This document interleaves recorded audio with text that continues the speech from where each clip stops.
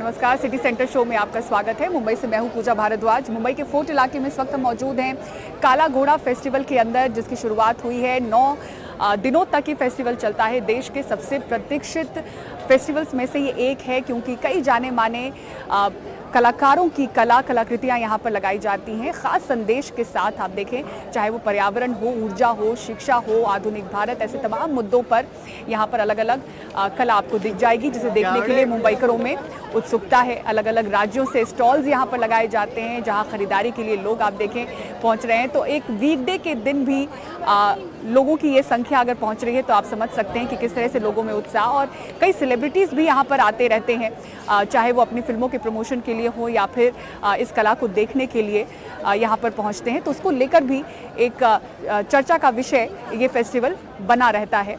1999 में जब से इसकी शुरुआत हुई है, तब से ही भीड़ खींचने में ये फेस्टिवल बेहद कामयाब रहा है। तो चलिए, इन्हीं तस्वीरों के साथ हम शो की शुरुआत कर रहे हैं। और सबसे पहले आपको खबर दिखाते हैं दिल्ली से।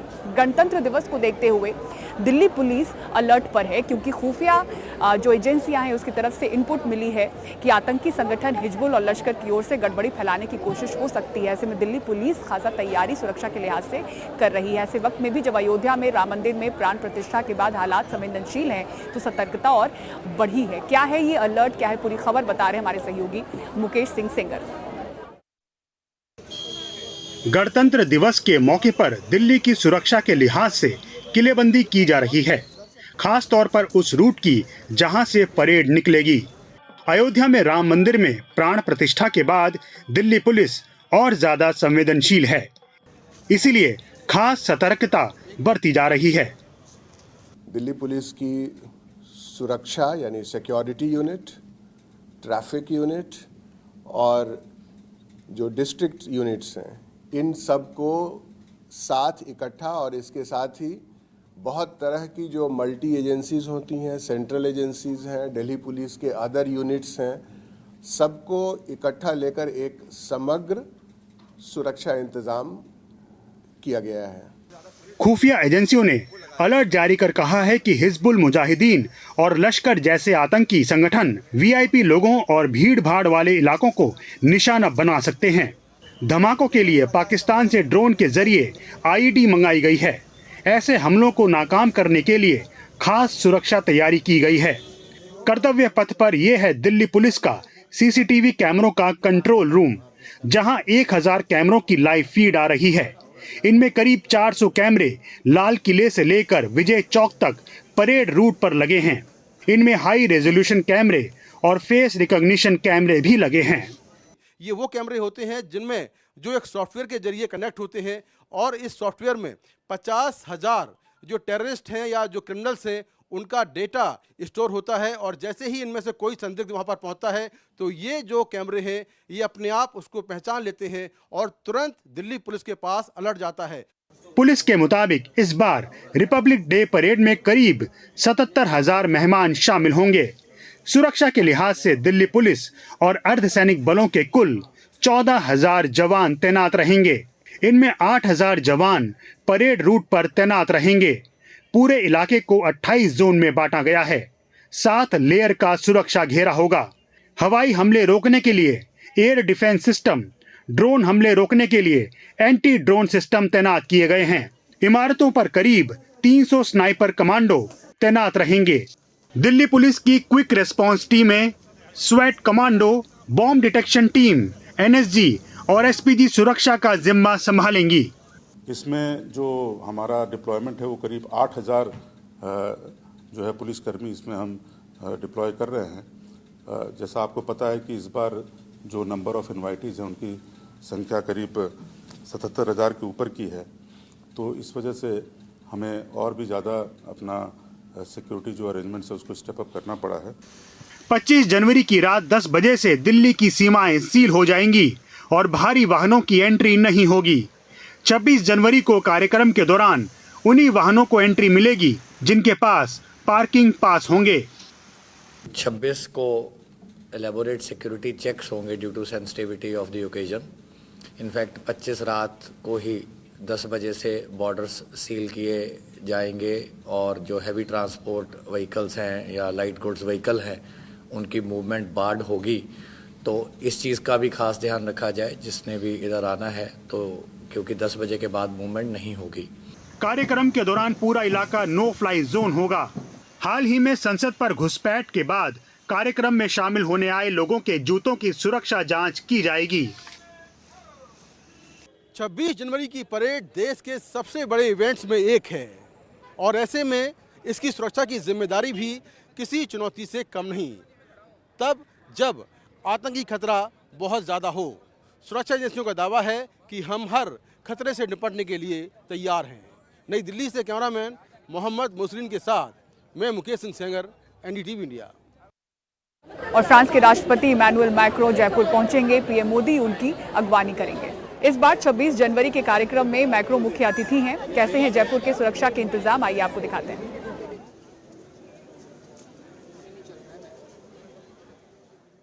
तो यहाँ पर जो बड़ी चौपड़ है, यहाँ पर जो जंतर मंतर से रास्ता आता है, आप देख सकते हैं कि किस तरह से ड्रेस रिहर्सल यहाँ पर हो रहा है। सिक्योरिटी के लिहाजे से आप देख सकते हैं कि एक गाड़ियाँ यहाँ से निकल रही हैं, पूरी एरिया को कॉर्डन ऑफ कर दिया गया है और एक ड्रेस रिहर्सल हो रहा है इस लिहाजे से कि यहाँ पर जब पीएम एक शोभा यात्रा पर निकलेंगे प्रेसिडेंट इमैनुअल मैक्रोन के साथ, तो किस तरह से वो जाएगा। आप देख सकते हैं कि आला अधिकारी है यहाँ पर, सेंकथीर जी जो हैं, जो इंटेलिजेंस के हेड है राजस्थान के, सीनियर पुलिस ऑफिशियल्स, एसपीज, यहाँ पर एक एसपीजी के साथ जो है, और फ्रेंच डेलीगेशन भी आप देख सकते हैं पीछे की तरफ।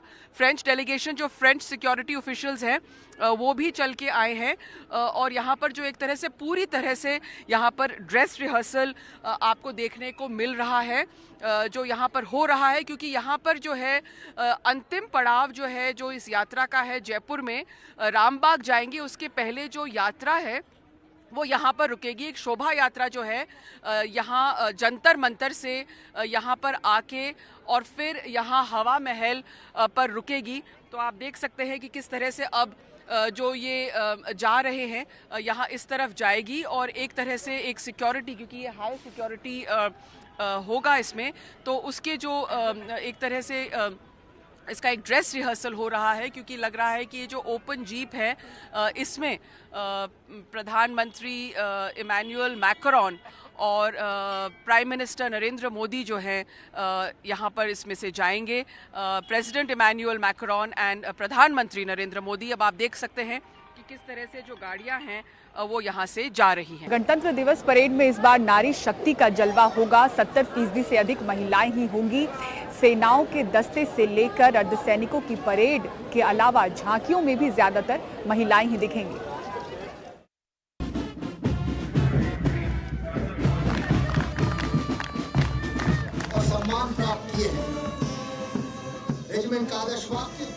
कर्तव्य पथ पर पहली बार तीनों सेनाओं का साझा महिला मार्च पास्ट।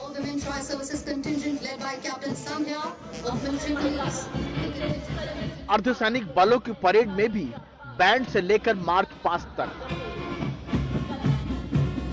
बीएसएफ के ऊंट दस्ते में भी नारी शक्ति का जलवा।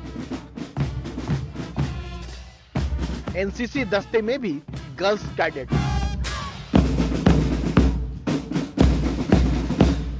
दिल्ली पुलिस के दस्ते में भी महिलाएं।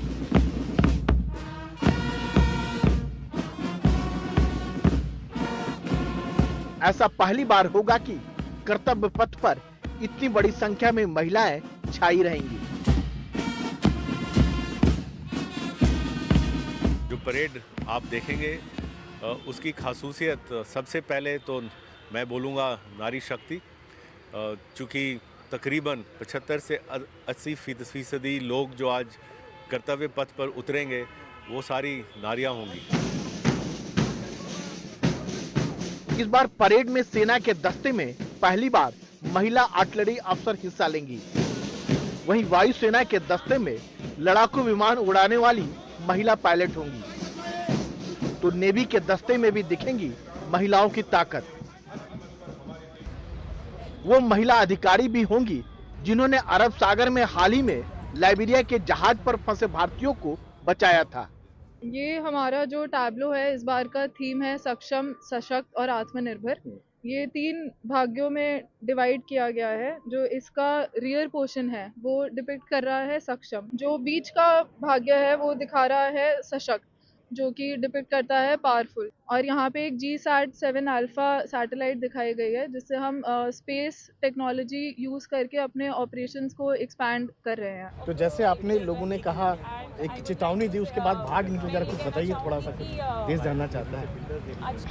हमने चेतावनी दी उन लोगों को, हमें जैसे ही जस्ट एक डिस्ट्रेस कॉल आया तो समुद्री लुटेरों को, तो हमने उन्हें चेतावनी दी कि आप तुरंत यहाँ से निकल जाइए। तो उसके बाद हमारी एयरक्राफ्ट, और जब तक हमने चेतावनी, जब तक हमारी दूसरी शिप्स वहाँ तक पहुँची नहीं, तब तक हम उनके साथ रहे कि उनको किसी भी तरीके का किसी भी तरीके का एड रहे, और हम बार बार उन्हें चेतावनी देते रहे कि तो आप लोग को हम देख रहे हैं और आप कहीं बच के जा नहीं सकते। पिछले साल सितंबर में मोदी सरकार ने महिला आरक्षण बिल भी पास किया, तो गणतंत्र दिवस के मौके पर नारी शक्ति दिखाने की एक नायाब कोशिश कर्तव्य पथ पर दिखेगी, जहां राज्यों और केंद्र सरकार की झांकियों में भी महिलाओं का ही बोलबाला होगा।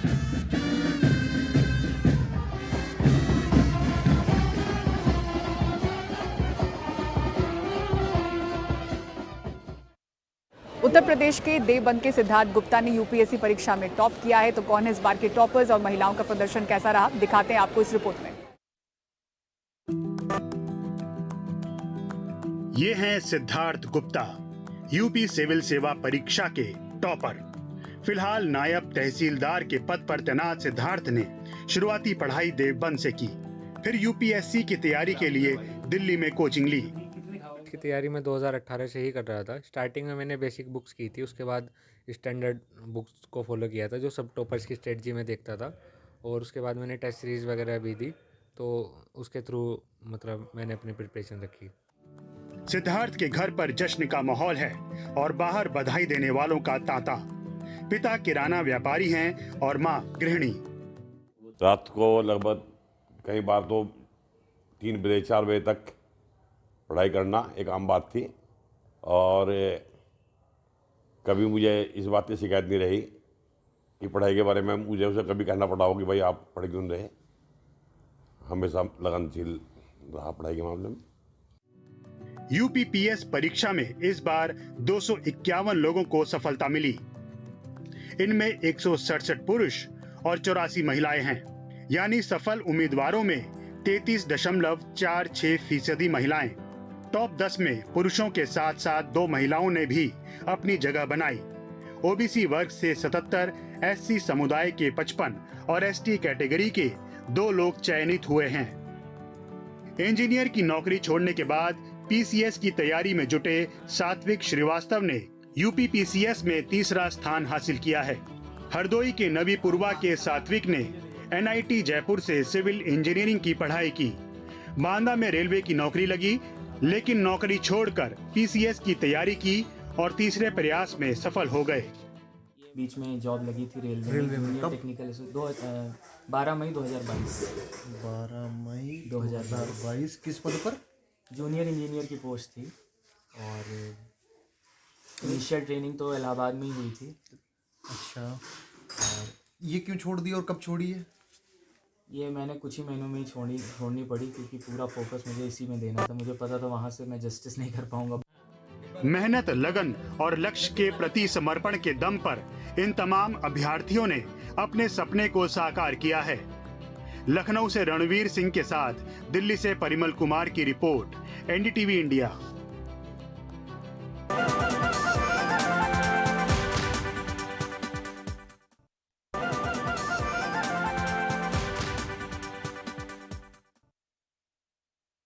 आर्टिफिशियल इंटेलिजेंस की मदद से उत्तरी दिल्ली पुलिस ने एक युवक की हत्या की गुत्थी न सिर्फ सुलझा ली, बल्कि आरोपियों तक भी पहुंच गई, उन्हें गिरफ्तार भी कर लिया। कैसे, बता रहे मुकेश सिंह सेंगर अपनी इस रिपोर्ट में। आर्टिफिशियल इंटेलिजेंस के जरिए एक मृतक को तस्वीरों में जिंदा किया गया और उसके हत्या के सभी 4 आरोपी पकड़े गए। ये कैसे हुआ, इस पर बात करेंगे और डेमो पूरा दिखाएंगे। मेरे साथ हैं सब इंस्पेक्टर विनोद वालिया जी। विनोद जी, कैसे हुआ ये बताइए थोड़ा। नमस्कार सर।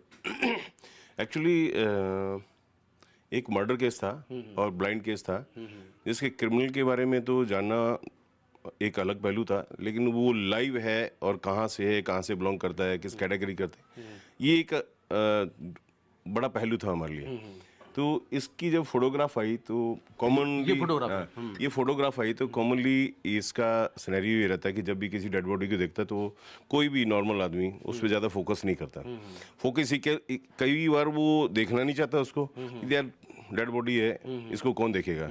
तो कुछ आइडिया था, हमारे एक सब इंस्पेक्टर हैं जो चौकी इंचार्ज रेड फोर्ट, उनका एक आइडिया था कि क्यों ना कि हम इनकी आंखें खोल के इसको थोड़ा सा और एक्सप्लोर करें और कोशिश करके। तो आपने क्या बदलाव किया और ये चेहरा कैसा था? इसमें जैसे जब डेड बॉडी है तो डेड बॉडी के कुछ फीचर ऐसे होते हैं, जैसे उसका कलर चेंज होना या कुछ होना, लेकिन जब उसको हम लाइव कोशिश करेंगे तो उसके बारे में वो सोचेगा कि यार ये आदमी कहीं देखा तो नहीं है, मतलब उसकी जो फीलिंग्स हैं वो तो हल्की सी ट्विस्ट करती हैं और सोचने में विवश होता है। इसमें आपने क्या क्या किया? आंखें खोली और यस, आंखें खोली, इसकी चेहरे को थोड़ा सा ग्लो दिया और बैकग्राउंड बिल्कुल चेंज कर दी।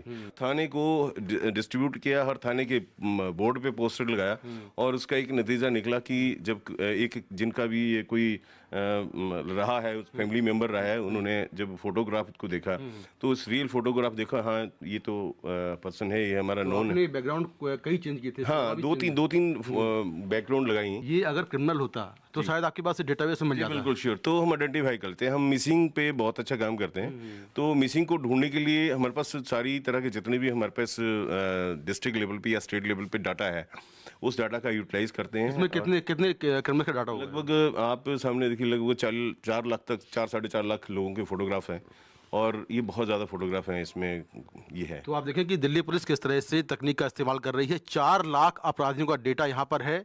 अगर ये जो मृतक है ये कोई क्रिमिनल होता तो अपने आप इसकी जो फोटो है वो मैच कर जाती, लेकिन चूंकि ये मैच नहीं कर रही थी, दिल्ली पुलिस ने AI तकनीक का इस्तेमाल किया और इसकी आंखों को खोला मृतक की, और आंखें खोलने के बाद पूरा बैकग्राउंड चेंज किया और आखिरकार उसके घर वालों ने पोस्टर देखकर उसको पहचान लिया। नई दिल्ली से कैमरामैन मनोज ठाकुर के साथ मैं Mukesh Singh Sengar, NDTV India. City centre show में फिलहाल इतना ही। पूरी टीम को दीजिए इजाजत। खबरों के लिए देखते रहें NDTV इंडिया। नमस्कार।